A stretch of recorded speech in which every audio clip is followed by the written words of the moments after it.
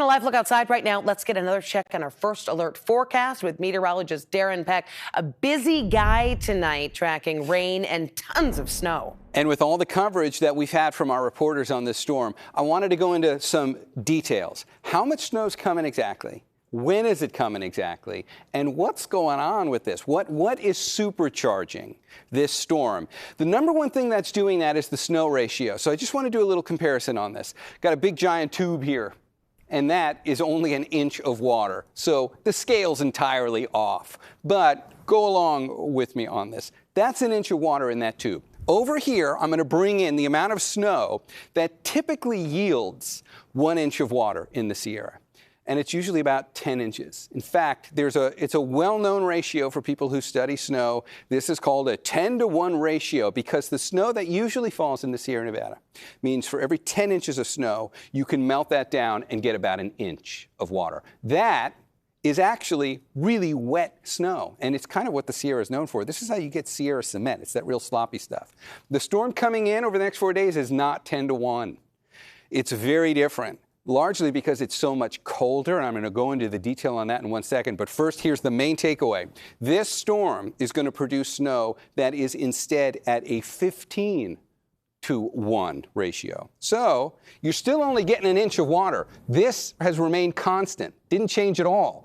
What is different is instead of 10 inches of snow giving you that, it's going to pile up to 15 inches because the air is so cold that the snow is really going to form these detailed, intricate crystals. Snow crystals, if you ever see them under microscopes, they like to form at colder temperatures. And when you get really intricate, detailed crystals like that, they tend to kind of come together in such a way that they collect a lot of air. And so the snow piles up higher. If you think about it, the snow is going to be about 50% higher from this storm than it would have been if we were getting our typical Sierra cement. So first of all, let's talk about that cold air. If we look at where this storm's coming from, we've got to go all the way up to the Gulf of Alaska to find it. You can see the spin in the clouds up there, but I want you to visualize this differently. Instead of looking at the clouds, let's look at the air temperatures. Clearly, there's a big wall of cold air up here about to come our way, but look at the bullseye. There's also a pretty strong area of low pressure that's wrapped itself up real tightly and is very forcefully pulling that cold air out from Alaska and dragging it down our way. Watch what happens over the next few days. This is what is different about this storm. We have not had any winter storms this season with this amount of cold air in the mid-levels. This is going to snow down to 2,500 feet in the Sierra. Most of the winter, we celebrated if it snowed at Lake Tahoe, which is at 6,000 feet. And most storms haven't done that. So that's one hugely important distinction for this storm. There's a few others, like the wind, which is why there's a blizzard warning with this. There are some of the big picture numbers on here.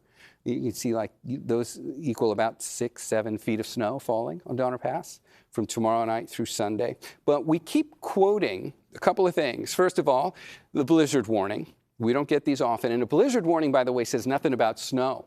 A blizzard warning is specific to wind and reduced visibilities. There's going to be very strong winds with this storm, and there's going to be enough snow falling that the visibility is going to go down to almost nothing.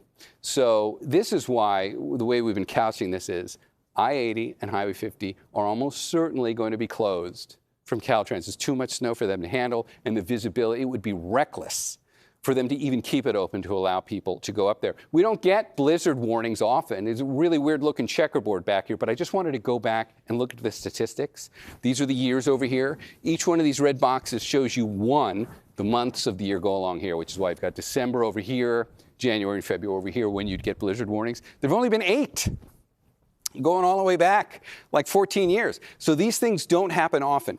The other thing that I wanted to reference is we keep saying historic snow. That is a quote for one specific location. You know, this likely won't be the biggest winter snowstorm in general that the Sierra's ever seen. Doesn't discount the fact it's going to be a hugely significant one. But in terms of that quote, historic, we're talking about one location here, the Central Sierra Snow Lab, which is really one of the most authoritative parts of the Sierra for historical records on snow. And the record there for a 24-hour period of snow sits at 52 inches. I'm just showing you Friday here, and we're at 50 for this forecast. So it will be close to record setting. But that record was set in '89. It's not super old.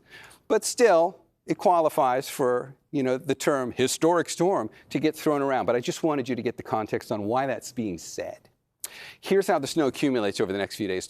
Tomorrow, it's not that bad. Watch Friday. Friday, the numbers really go up.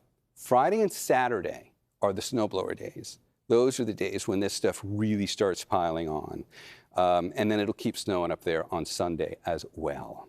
It's also going to be real windy with this. You remember our area of low pressure right there? Look at the areas of purple here. All that cold air that's getting pulled down in the mid-levels of the atmosphere from very strong wind. That wind level sits at about 8,000 feet.